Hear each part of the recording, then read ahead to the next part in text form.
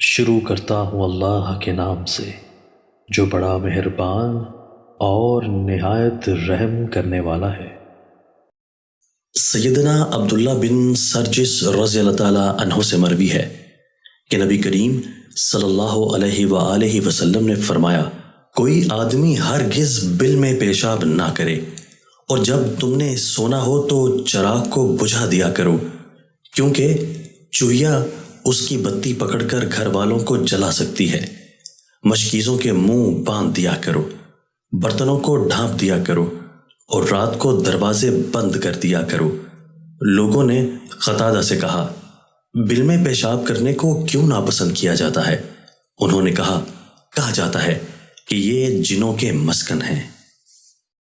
سیدنا عبداللہ بن مغفل رضی اللہ تعالیٰ عنہ سے مروی ہے کہ رسول اللہ صلی اللہ علیہ وآلہ وسلم نے فرمایا، تم میں سے کوئی آدمی غسل خانے میں پیشاب نہ کیا کرے، پھر اس میں وضو کرے گا، پس عام وسوسے اسی وجہ سے ہوتے ہیں۔ دوستو، اللہ تعالی ہمیں ان احادیث مبارکہ پر عمل کرنے اور اپنی زندگیوں کو سنوارنے کی توفیق عطا فرمائے۔